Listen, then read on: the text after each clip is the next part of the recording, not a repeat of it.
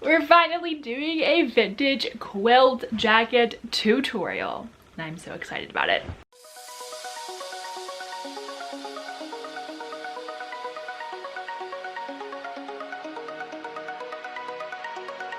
Hello friends, welcome back to my channel and welcome to a brand new sewing tutorial.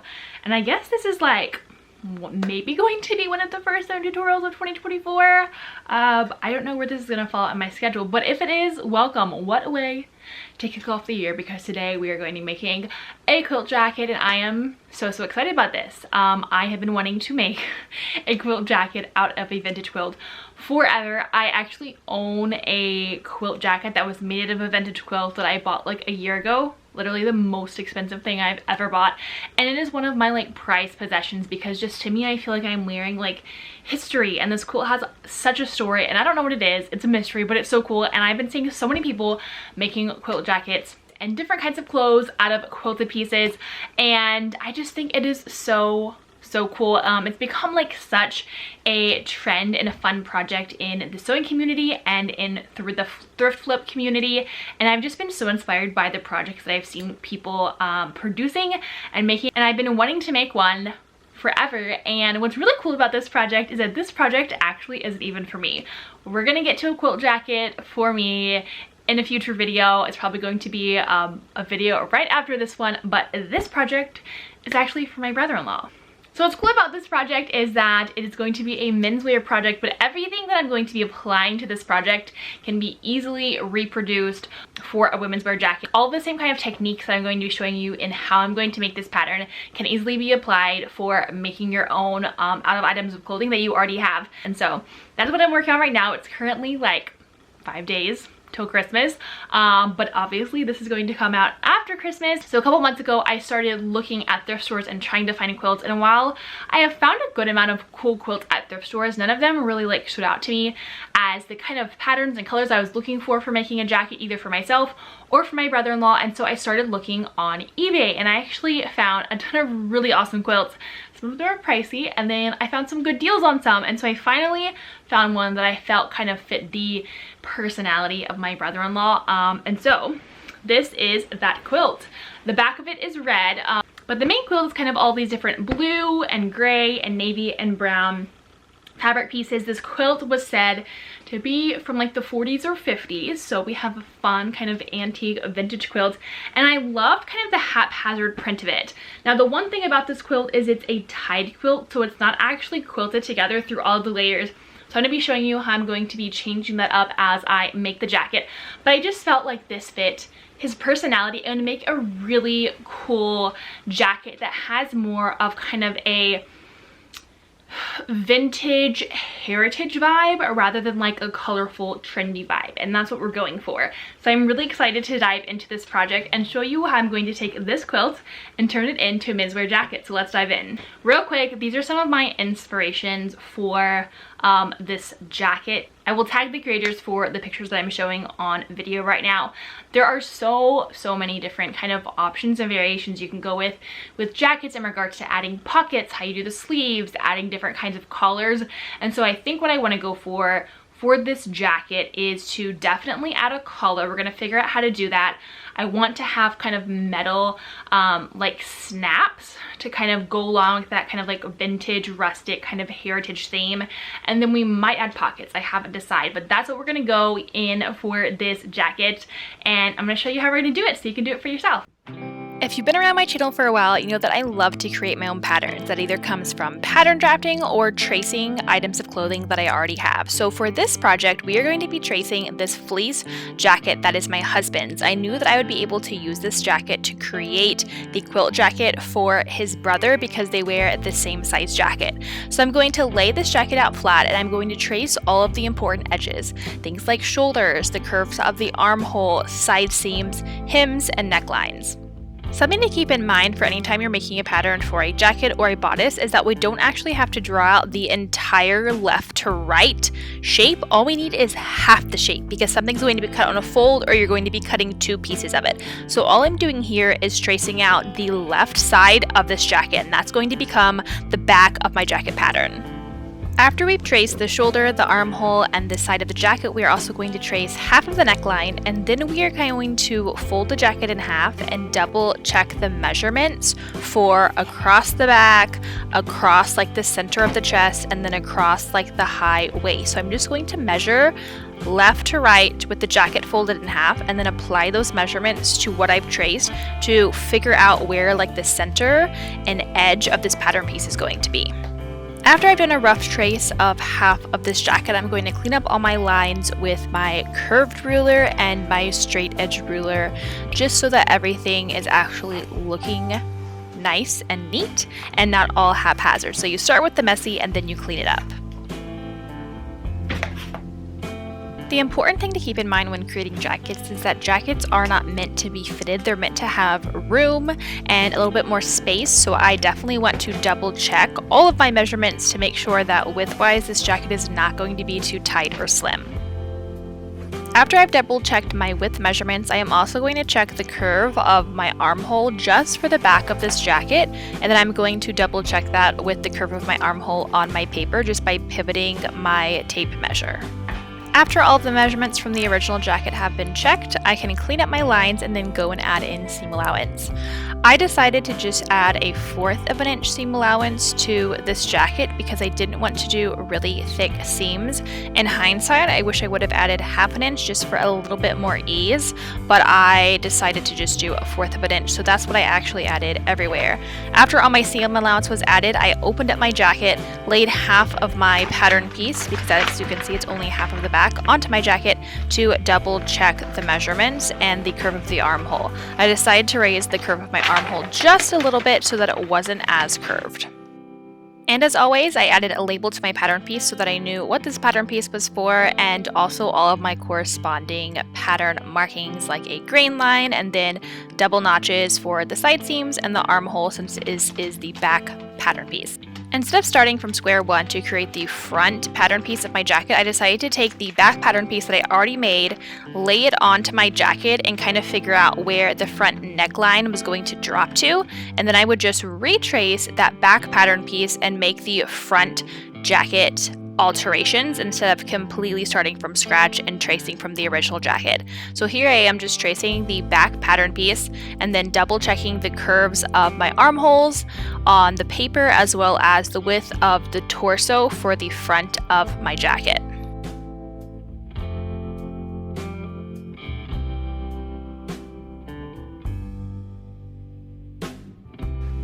The front neckline of the jacket drops lower, so I just measured what that difference was on the actual jacket and then lowered that on my paper. I also am going to add more width to the center or the edge of this front pattern piece because we are going to have snaps, which means we need extra room for the front of the jacket to overlap since it's not going to be cut on a fold and it's also not going to be sewn together. Because this jacket is going to have snaps, we also need to add in our snap placement. So using the buttons that were already on the jacket, I kind of figured out the spacing between all of my snaps and then added those placements onto my pattern.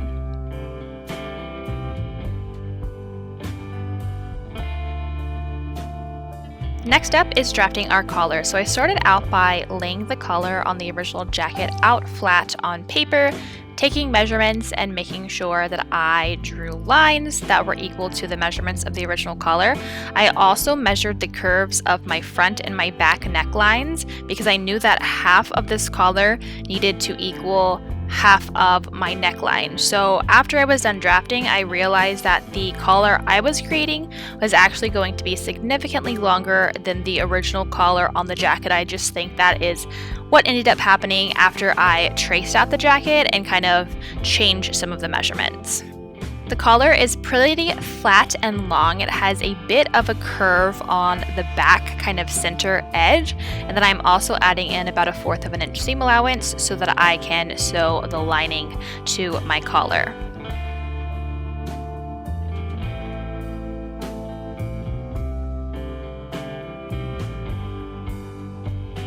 Next it's time to create our sleeve pattern, and I created this by simply tracing half of the sleeve on the left side of my paper and then half of the sleeve on the right side of my paper so that they're kind of mirrored. And then we are going to draw the curves, which is the arc of our sleeves, with my curved ruler. Basically, I created these curves by the tracing of the actual jacket and then measurements of my armhole. So I need to double check the measurement all the way around my armhole and then check that measurement around the curve of my sleeve to make sure that they're equal and make adjustments from there.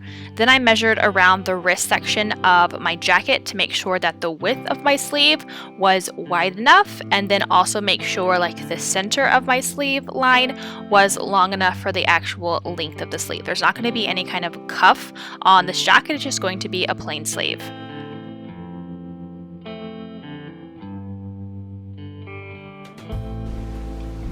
Alright, so we have all of our patterned pieces now. That was quite a process. Hopefully all of the finagling and tracing and measuring will come out correctly. So we have the front, which we're going to cut 2 of. We have the back, which we're going to cut on a fold. The collar, and then the sleeve. I also added the shortened line because I just felt like this was too long. But these are all of the pieces that we need right now. So before I cut out all of my pattern pieces, I did a little assessment of my quilt just to look for any places that needed to get mended or stains. Something that's very common in antique quilts obviously is stains on the fabric, so I just had to kind of figure out how I was going to lay my pattern pieces to avoid as many of those as I could. For the front of the bodice, I folded my quilt over so that it was doubled, and then I pinned that front bodice pattern piece into a corner.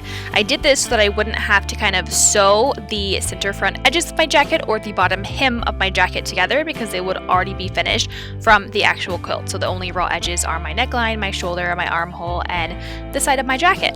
So this was very expert placement. We're also going to kind of do the same thing for the back of the jacket because we need it to be on a fold. So I figured out where I wanted that fold to be, where the edges of my fabric for the front and the back pieces matched together. I placed my pattern piece on the fold and then I pinned it and cut it out.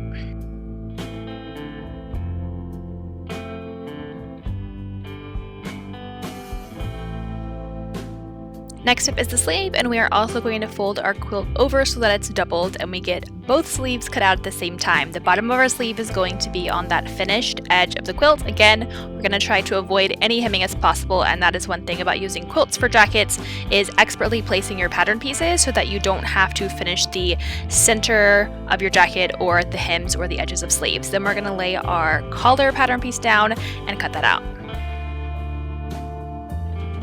Something that I also opted to do for my collar is to remove the batting. Since this quilt wasn't actually quilted together and it was just tied together, I was able to actually go in, remove the batting, and just have the red lining fabric and the quilted fabric. So then I repinned my collar pattern piece and recut that shape out of just the fabric because I didn't want the collar to be super bulky. I also cut a piece of fusible interfacing out of this collar as well, and that's going to be ironed onto the lining of the collar. Here is the front and the back of my jacket pattern pieces. We can remove the pattern pieces now, and this is what the actual quilted pieces look like. They're so cool, and as you can see, the center of the jackets are finished, as is the bottom. Because this quilt was actually a yarn tied quilt, I decided to go in and remove all of the ties of yarn because it just made the quilt really bunchy and I felt it didn't really help the fabric lay nice and flat. So after I removed all of those, I then decided to kind of quilt all of the layers together based on where the squares were already attached. So I just kind of went in where the squares were already sewn together and top stitched lines to quilt all of the layers together and kind of help it lay a little flatter.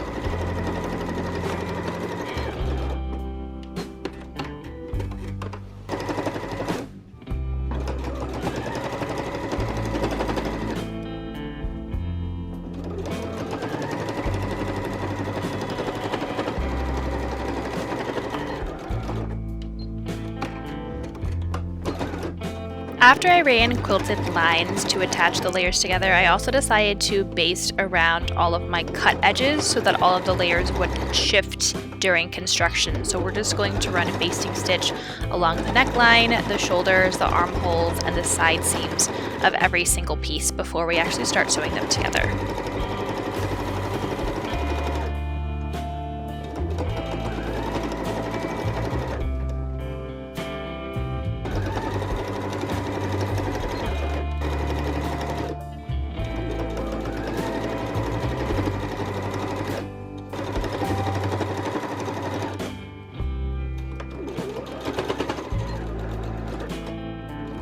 While I was already at my sewing machine, I took my collar pieces and sewed them together using a 1/4 of an inch seam allowance. So what we're doing here is we have inner facing that was fused onto the red fabric, which is like the underside of the collar, and then we're just sewing the sides and kind of the back edge of the collar. We're going to leave the side that's going to get attached to the neckline open. After the layers of the collar were sewn together, I flipped it right side out and pressed it nice and flat so that all of those seams on the edges are nice and crisp. Before I sew all of the jacket pieces together, I decided to go trim off the excess batting and fabric that was kind of sticking out after I had basted my seams together. This is just going to help in the long run to keep the seams from being really bulky. At this point, you can now also see the seams that I added to quilt all of my layers together. So there are just 2 for each piece, 2 on the back and then 2 on each front piece. Now we're going to lay the front jacket pieces down right sides together to match up the shoulders and the side seams. We're first going to start by pinning the shoulders and sewing those first, and then attaching the sleeves. Then we're going to take our jacket over to our sewing machine and we are going to attach the front to the back of the jacket, sewing across the shoulders. My seam allowance for this was probably closer to 1/2 inch rather than 1/4.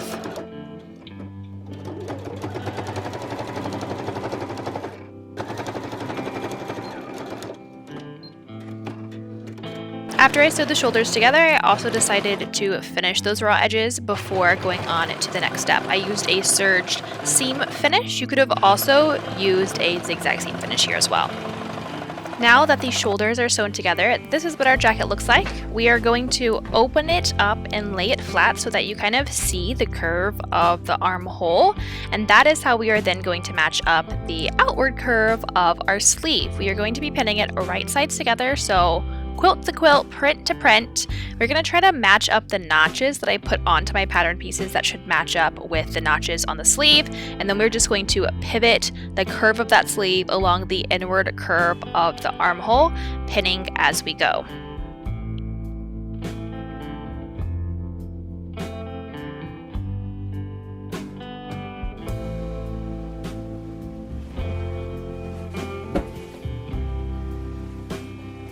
And then we're going to repeat those same steps for the next sleeve, pivoting the outward curve of the sleeve along the inward curve of the armhole.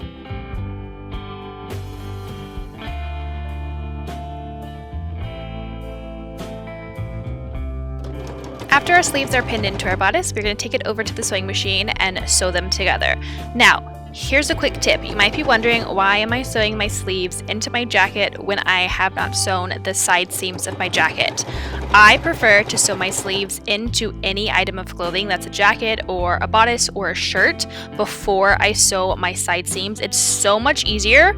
If you don't like this method, you can sew your side seam and then sew your sleeve together and do a set-in sleeve. But this is how I prefer to do it, and if you've never tried it this way, I highly suggest you try it. My seam allowance here was about 1/2 inch.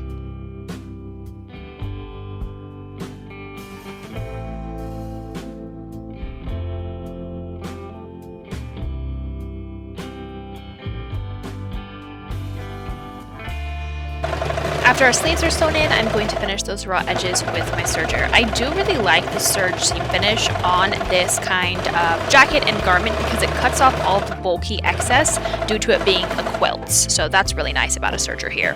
This is what my sleeves look like set into the jacket with all of the nice finished edges. So now we're just going to fold it in half once again so that the front jacket pieces are matched up right sides together with the back of the jacket, and also that the sides of the sleeve are also matched up. Then we are going to pin the sides of our jacket and the under seam of our sleeves together.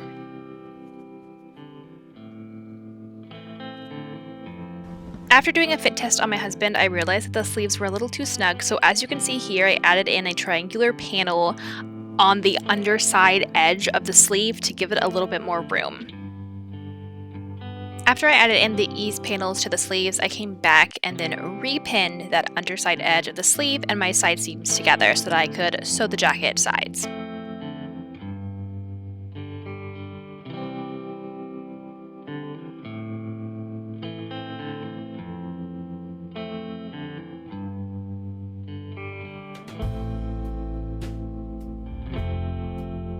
And here's what the sleeves look like pinned. Next, I'm going to take it to my sewing machine and I'm going to sew from the ends of the sleeves down to the side ends of the jacket. And also here's a better look of what those ease panels look like in my sleeves.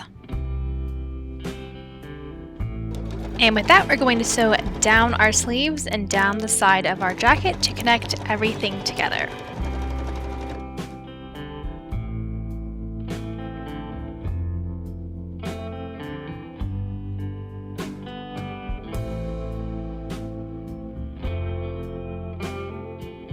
After I finished sewing those sides, I also finished those seams on my serger. And here is how the jacket looks with all of the side seams sewn together and all of the raw edges finished. It's starting to come together.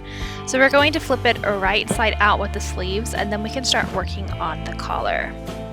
As you'll remember, I had to add in the ease panel into the under section of my sleeves, and I'm actually really pleased with how it turned out. It blended in really well with all of the prints.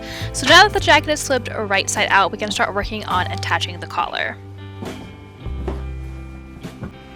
So this is our collar. The red is the under section of the collar, so that is the side that is going to face or touch the right outside of the jacket. We're actually only going to pin the red fabric side of the collar around the neckline of the jacket. The quilted section of the collar is going to stay unconnected for now, and we're going to attach it later on. So right now I'm just pinning that red underlining of the collar into place.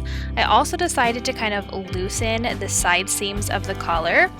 You'll see later on why I did this for how we are going to attach the quilted side of the collar. So after I kind of undid that, I made sure to pin all the way to the edge, and then we did that to the other side. So the way that the collar was drafted and originally looked on the jacket I used for the pattern, the collar didn't actually go all the way to the edge of the neckline. There's a portion that the collar actually isn't connected to. So I actually cut some extra fabric from the quilt sections and kind of made bias tape to sew over those raw edges so that they're finished.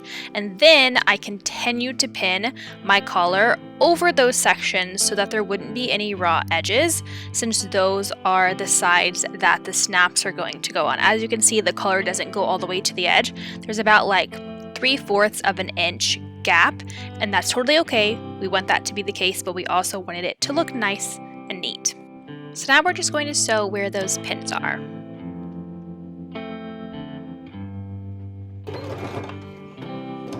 We're now attaching the underside of the collar around the neckline of our jacket using 1/4 of an inch seam allowance. Again, keep in mind that the quilted side of our collar is not going to be sewn down at this point.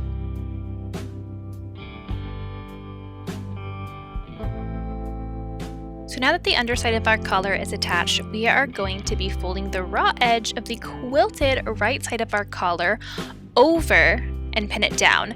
The reason that we are doing the collar this way is so that we can actually pin the quilted side of our collar over the seam allowance of our neckline. So this is actually going to be able to hide that stitch that went around our neckline that was originally attached to the underside of our collar. I folded the raw edges of this collar under about 1/4 of an inch. You could press this with your iron. I just decided to fold it over with my fingers and pin it really neatly into place right over the stitch that was underneath. And right here on the edge of the collar is the whole reason I undid that side stitch, is because I needed the ability to fold that fabric over right on the end. So now we're going to just sew right on the edge, top stitch where our pins are.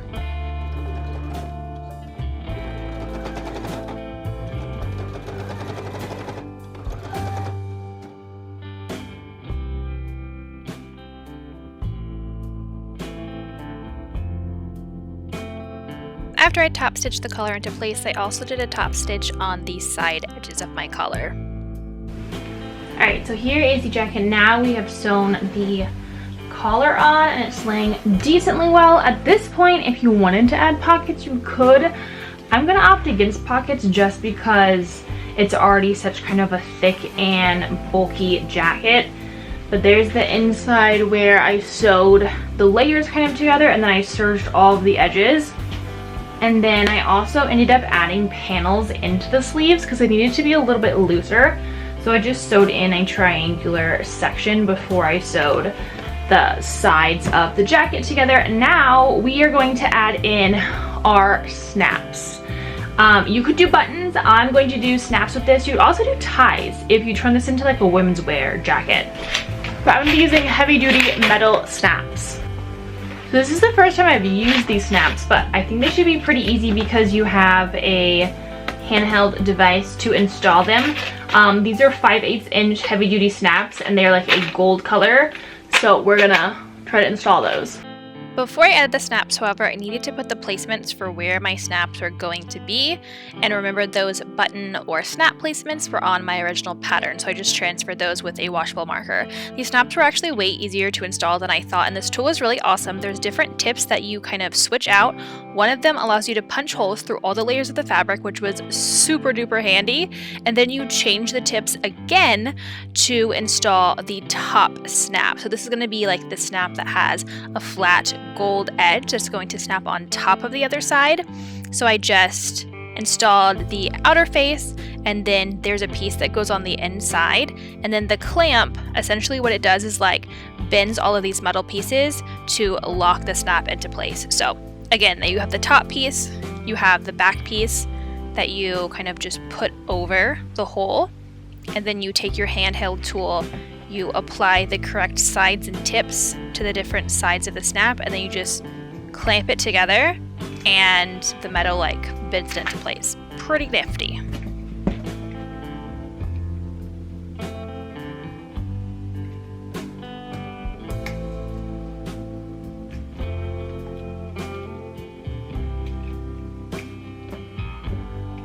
And then for the other side, I just changed out the tips on my snap tool so that I could install the section of the snap that actually like snaps into the metal side.